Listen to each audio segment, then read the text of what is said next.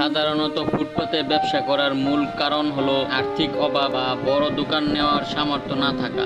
কিন্তু আপনি যে মহিলার কথা বলছেন, তার জীবনযাত্রা দেখে যদি হয় না তিনি অভাবী, তবে তার ফুটপাতে দোকান দেওয়ার পেছনে অন্য কোনো উদ্দেশ্য আছে। তার উদ্দেশ্য হয়তো কেক বিক্রি করা না, ফুটপাতে একটি স্টেজ হিসেবে ব্যবহার করে দ্রুত মানুষের দৃষ্টি আকর্ষণ করা, একটু ভিন্নভাবে বিশেষভাবে সাজসজ্জা করে বা রাস্তায় এসে ডলাডলি করে। তিনি চান তার ভিডিও বা ছবি সোশ্যাল মিডিয়াতে ভাইরাল হোক। ব্যবসার কৌশল: যদি তার সত্যি কেক বিক্রি করার প্রয়োজন থাকতো এবং তিনি সচ্ছল হন, তবে ফুটপাতে না বসে একটি নিয়মিত দোকান নিতে পারতেন। দোকান নিলে হয়তো ক্রেতারা আসতো, কিন্তু তাতে ভাইরাল হওয়ার উপাদান থাকতো না। মূলত তার উদ্দেশ্য ভাইরাল হওয়া। রাস্তায় এসে ডলাডলি করা বা অশ্লীল আচরণ করাকে তিনি এক প্রকার মার্কেটিং কৌশল হিসাবে ব্যবহার করছেন, যা দ্রুত কাস্টমার এবং ভিউজ এনে দেয়। এই কৌশলটি টাকা উপার্জনের চেয়ে আলোচিত হওয়ার প্রবণতা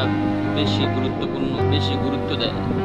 এই বক্তব্যের মধ্যে এটা স্পষ্ট হয় যে অনেক সময় ফুটপাতে ব্যবসা ও আর্থিক প্রয়োজনের চেয়ে দ্রুত ভাইরাল হওয়া অতিরিক্ত মনোযোগ পাওয়ার একটি মাধ্যম।